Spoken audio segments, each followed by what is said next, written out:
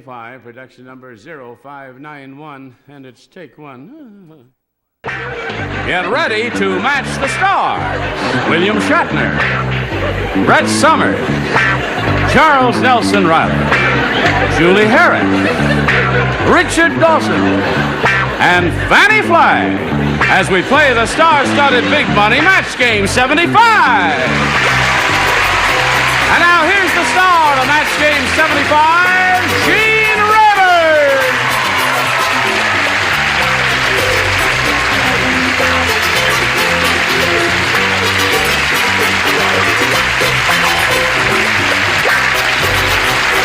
Thank you, Johnny Olson and friends.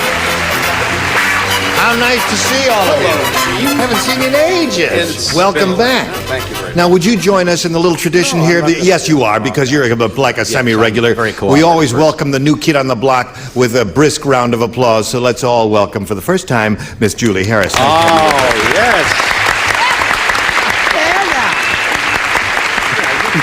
Yes, I can. Why not? Now, wait a minute. There's more to the tradition, Julie. Leave it. The first lady of the American stage. I don't care. I gotta find out if she's a good kisser or not. I'm gonna kiss her because I do that. He don't care. He's got no You want to be respect. kissed, don't you? A little bit. It's all right, Julie. We have penicillin backstage. No tongues. Okay. Well, wait a minute. No, that I can't. You said the new kid on the block. That out there. You just applaud. I do the kissing because it's my show. Okay, that's it for today, folks. I'm getting out of here. I've had enough. Let's say hello to our two players, Ellen Rowe and Pat Savoya. How much money do you won? This lady's won $1,200, and she's very happy about that, and her baby is due in about a month or so. Is that right? Uh-huh. Okay, and she's being challenged by Pat Savoya. And this game that they played ended in a tie, so therefore we are in the middle of a tiebreaker. Pat has had her question. When we come back from this commercial, Ellen, you're going to have to match 4 celebrities to tie again. 5, however, will win. Tune in and see how it turns out there. Here we go. Push the button. Reveal our other tie-breaking question. Ellen, this is yours. Listen carefully. Everyone plays. The $6 million man said to the electrician, "Could you check out my wiring? Every time I go to bed, my wife gets a blank." Hello, Blue Eyes.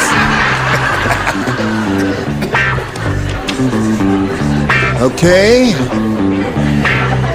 3, 4 people are ready. 5. Come on, Fannie. Come on, Fannie, honey. Well, now just put it right in the slot there. Ellen Rowe. The $6 million man said to the electrician, "Could you check out my wiring? Every time I go to bed, my wife gets a Shock. shock," she said.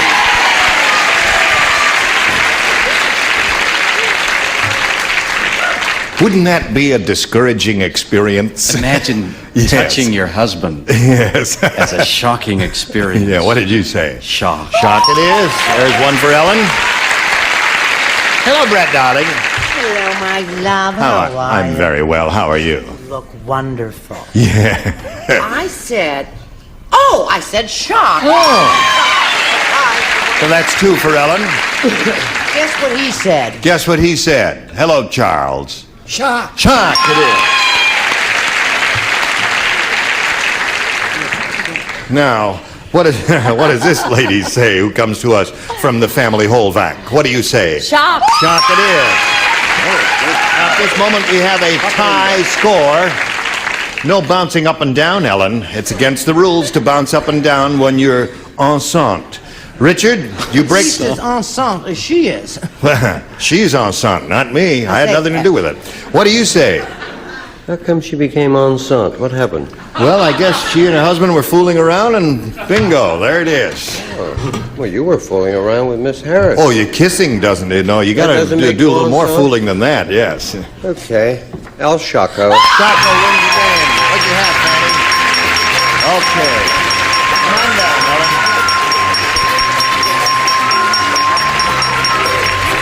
Don't miss. Hold on there just a second now, there. Pat, it was a pleasure meeting you. We've got many gifts for you, together with our thanks for being with us here on Match Game 75. Pat Savoya. Goodbye. darling. You're the dealer.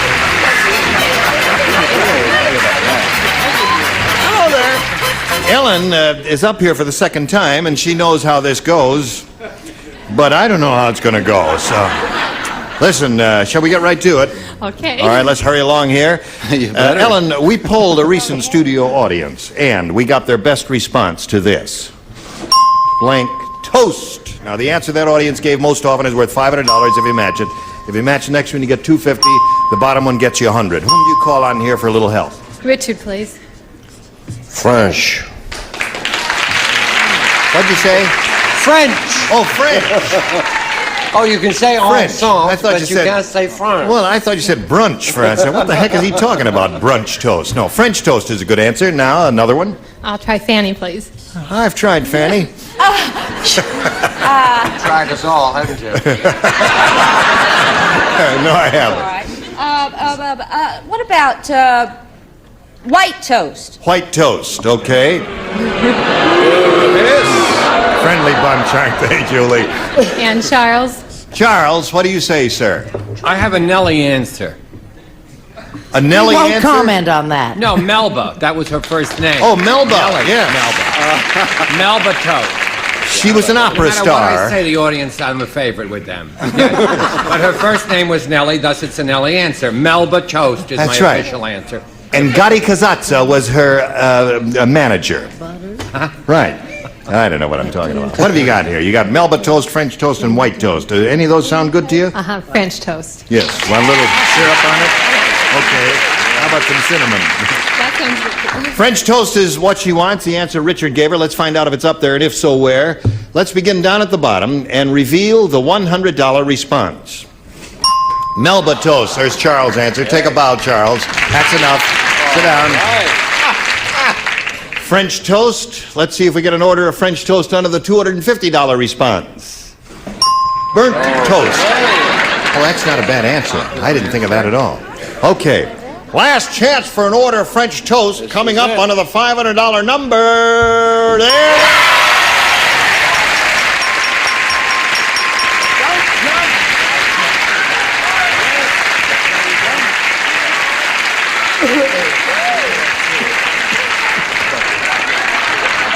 The best we can do, folks.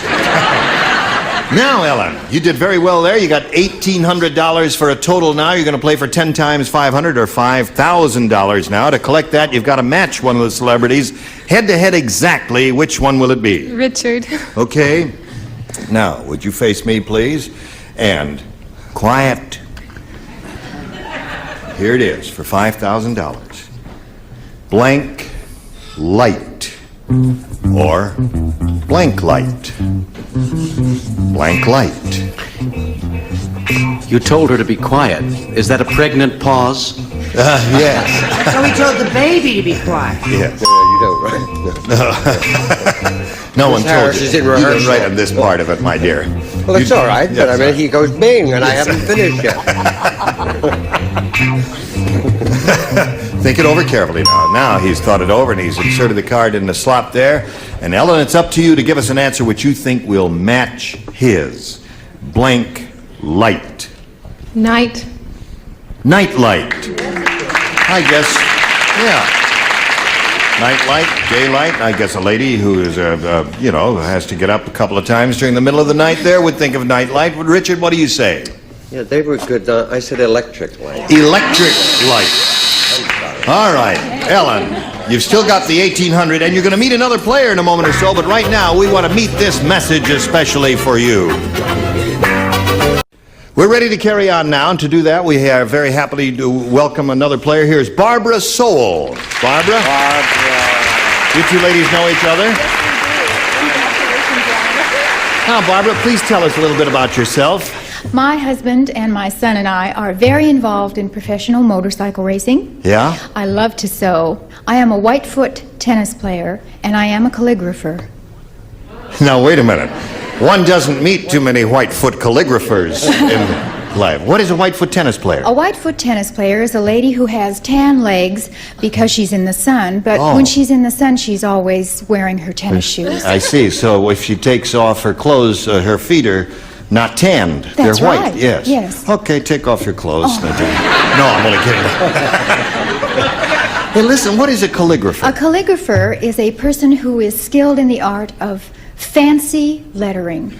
Aha. Awards and Yeah. place cards. and- Oh, yes, that marvelous, beautiful, graceful script, huh? Sometimes it is, yes.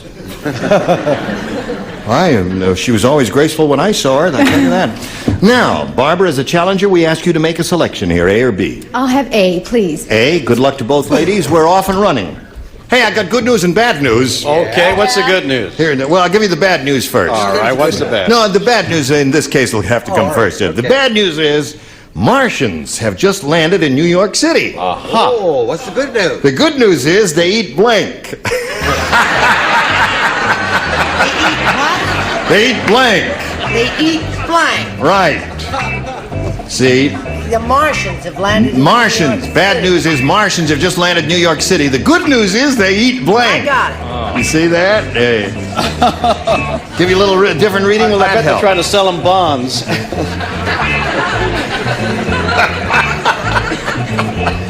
All right, everybody. William, did you put one in the slot? I did. I put it in the because slot. the light doesn't turn Oh, the on. light You doesn't have turn been on. here before, haven't you? Once or twice, but I've Yeah. forgotten. Back to the Barbary Coast for you if you don't do it right. The what? The what? The Barbary Coast. Oh, on Monday nights. Yes, that's right. On CBS, right? Friday nights on ABC. Oh, I'm Feature. sorry. Can't say ABC on this network. Stop that. Barbara, hello, Barbara. Hello, Jean. Good news and bad news for you, Barbara. All right. Bad news, Martians have just landed in New York City. And the good news is they eat blank. Garbage. Garbage! I guess Barbara read the papers when they had that problem recently in New York City and it piled up 9 feet They always tall. have that problem. Yeah. But yet, as a former gentleman who lived in New York, Yes. my answer is a New York answer. You don't have to be Jewish to eat rye bread. In New York City, good news is they eat rye bread. Well, you have to be in New York. Hey, they're ominous. That's Ominous. right. Thursday. Ominous. Bad Thursdays at NBC at 6, yes, all right. What do you say, Brett? I was going to say policeman after seeing Serpico, but I thought, well, I don't want to get beat up the next time I go to New York. So I said they eat kosher. Kosher, yeah. Love your spelling. Yeah. Cool it. What do you say? It's a wonderful answer. Naturally, the correct answer. Garbage. Barbara really did give an excellent answer. The Martians have just landed in New York City, and the good news is they eat garbage, and that's a good answer. And Julie, what do you say, my dear? Buildings. They eat buildings. It is getting a bit crowded in there, isn't it, there? All right. Richard, you. What that meant? What? Is it getting crowded? It's getting crowded. That's my interpretation. Is that what you meant, dear? Is that what you meant? You're not trolling anybody. Garbage. Garbage. That's super, Barbara. Annie Flagg. You ever live in New York? Come on. Still singing Silent Night. Oh, there it is. No, I said kosher food. Kosher food. All right. What is that, boo? Well, we had a couple of rotten answers and a couple of good ones that matched you, and we'll see how you do with your first rounder after we see about this. All right, we are ready to carry on with our second question in round one. Ellen, this is yours. Let's see how she does with this. Hey, there was an accident today on the auto assembly line. Was it bad? Well, let me tell you about it. Charlie Smith got caught in the conveyor belt. Yeah. And now Charlie has a hood ornament screwed into his blank. Aren't you glad you came? Now, I've never been in that kind of factory. Now, you just have to An read that question. automobile factory. An automobile. You know what a conveyor belt is. Right. No. Well, it's a big leather belt or sometimes a composition. Wear it around your waist? And it runs along and it carries parts or it carries a hunk of machinery, you see, and things like that. And All that stuff? He yes. has a hood. And now he has a hood ornament. Now he has a hood I ornament. was thinking of a A hood. Oh, you really are a dingbat. Isn't that Can you heaven? finish it oh, off? honey, What I'm is the so preposition? fashion conscious. What did he say? What did he say? I heard it. You're still ornament fooling. in the what? A hood ornament screwed into his blank. Screwed into. His blank, right. That makes I the... have the correct answer, regardless of all. Now, here's a these lady who's four- never been on this program before, and she's quicker than any of you dingbats up there. Oh, except well, you're not a she's- dingbat yet. I'm a bing. You're working on it, though. She comes from bad ding. Detroit. That's Charles, put it in the slot. Okay. Are you ready, Ellen? An accident today on the auto assembly line. Charlie Smith got caught in a conveyor belt. Now Charlie has a hood ornament screwed into his blank. Head. Head. Okay. Not bad. Okay. That could happen. William, Good. what do you say about that? It didn't happen. Didn't that way. happen. No, he lay flat down, and as he went in, it went right into his navel. Oh, in his navel, yeah. It knocked him over first. Doubled yeah. him up with pain. Right. What do you say, Brett? I would like to say that I have the popular favorite answer, not the one that she... Navel. Navel. That's the popular favorite according to the audience. Charles? Using automotive terms, rear-ended. You rear-ended the car, his rear end. I see. For the Good Taste Award of the Year. Is this whole process rather confusing to you, my dear? I'm enjoying myself. Into his Into his what? nose. Nose! Hey, that's good. Wouldn't that be interesting, to have winged victory growing out of your nose there? Richard? I suppose you think that's funny. Yeah, that's very funny. I said navel. Navel it is. Well, I don't know. My first instinct was to say head. Navel is good, though. I realize Maybe that. Fannie, you should what do you play say? this game and I'll read the question. Okay. What do you say? I said belly button, which is the same thing, yeah? It's not as head, but the same as navel there. So at the end of round 1, 2-0 in favor of our challenger. Round 2 coming up, and challenger, Barbara, would you make a selection? Let's try B this time. B, 2 people lay out, Charles and Richard. The rest of you participate in this if you would, please. The psychiatrist said, my next patient, he thinks he's a refrigerator. I'm beginning to believe him. Whenever he opens his mouth, I see a blank in there. That's exactly what I'm saying to you.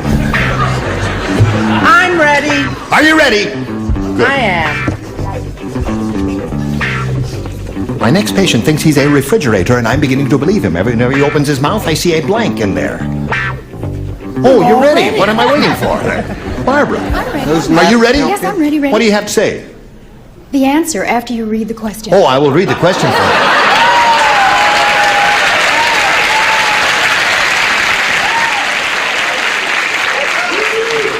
Gene, Yeah? Lightfoot, speak with forked tongue. She sure do. Her calligraphy got in the way there, too. My next patient thinks he's a refrigerator. I'm beginning to believe him. Whenever he opens his mouth, I see a blank in there. A little tiny light. A tiny light Yes. in there. That would be like when you open the door in the refrigerator and the light comes on. What do you say, Bill? Well, I figured if he could afford a psychiatrist, Right. he could afford an ice cube maker. Why It's an can't I ice talk? cube. Because you're drunk. What is this show done to met you and became a ding? Get the right answer. Light. Light it is. All right, Barbara's up to 3 now. Julie, how did you respond to this? And did you understand it? And if you did understand it, we ought to worry about you. An ice cube. An ice cube. Okay. All right. Anything you say, Julie. That's legitimate. That's legitimate, certainly. A light and ice cube would be the two. Now, Then Fannie. look at the North could be in there. Right. You're on. Oh, I would like to say, light bulb. Light bulb. Is that the There's same another thing one. as oh. So that's 3 for Barbara. You erased Barbara's score. Would you put it back up again, please? What has she got? 3? 4. Okay, 1, 2, 3, 4. Put a 4 up there. And, well, we'll fix it up during this commercial message. But right now, we've got this for you. Now, we've got to stop right here, ladies, I'm sorry to say. We'll carry on next time, middle of round 2. When we come back, next time we're together, Ellen, we'll have to match 4 celebrities to stay in the game and achieve a tie. However, if you match 5, you could win your 3rd game. See you next time, and we'll look forward to seeing all of you next time. All right. Listen, do something to your mouth in the meantime, would you? Get it lubricated or fix it up. Get so an you ice cube and a light bulb into it. That's right. Get something in there so you can Lie talk a down, little plainer. right. Say A, B, C, D, E, F. ABC. That's right. ABC. How now, but On Friday Yes, nights. that's right. No, no. All right. Now, give us your time and date. My time and date? Yes. Oh, nothing personal, Tonight? madam. But not a bad idea. Well, we've been on the Sunday nights to the family Holvac. I see. Okay. And it's various NBC. times. Can't say that either. This is Gene Rayburn from Match Game 75, inviting you to join us next time. Bye.